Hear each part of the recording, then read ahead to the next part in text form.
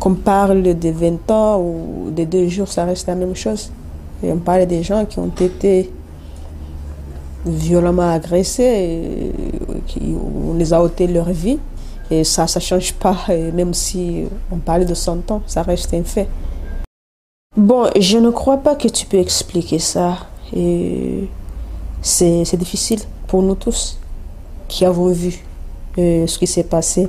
Parce que du coup, comment se fait-il que le voisin, l'ami d'hier, aujourd'hui peut tourner en ennemi acharné et avec l'ambition de t'exterminer, toi et ta famille, complètement. Et je pense que c'est une question que nous tous nous posons. Et je ne sais pas vraiment si un jour on pourra comprendre. Et je crois aussi qu'on serait fou si on comprendrait, franchement. Je pense que ça va rester inexplicable. Dites-vous, le voisin, l'ami a tué, l'ami d'hier a tué. Aujourd'hui, entre Rwandais, les Rwandais sont condamnés à vivre ensemble. Comment dépasser le crime? Les Rwandais sont condamnés à vivre ensemble et ils le font d'une façon, mais je me demande si c'est sincère. Ce que je sais, c'est que les Rwandais ont difficile à vivre ensemble à l'étranger.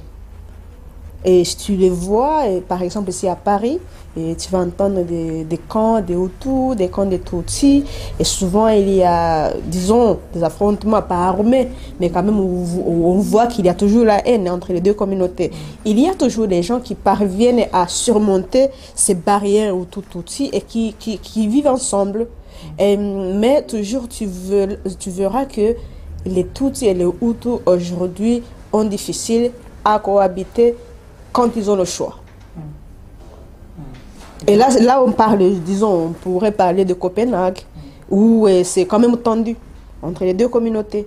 Et en fait, c'est tendu. C'est comme ça que je vis la situation. Moi, je ne sais pas comment ça se passe ici à Paris. J'imagine que c'est la même chose. Tu vas en Belgique, là, c'est beaucoup plus prononcé. Et les tensions, ça reste. Même si c'est bon, c'est pas armé, mais il y en a. Et même ce que je sais, c'est que Tutsi ou au Rwanda sont obligés de cohabiter parce qu'on a que ce petit Rwanda là qu'on doit se partager. Et bon, on a que ça quoi. Mais je me demande souvent si on cohabite parce qu'on pense que c'est ça la bonne chose à faire. Ou si on est obligé de le faire parce qu'il y a quelqu'un qui a dit que voilà, si vous ne faites pas, il y a ça et ça et ça comme conséquence. Et moi, j'aurais aimé que ça soit une cohabitation sincère et franche. Mais je continue à me poser la question si c'est ça.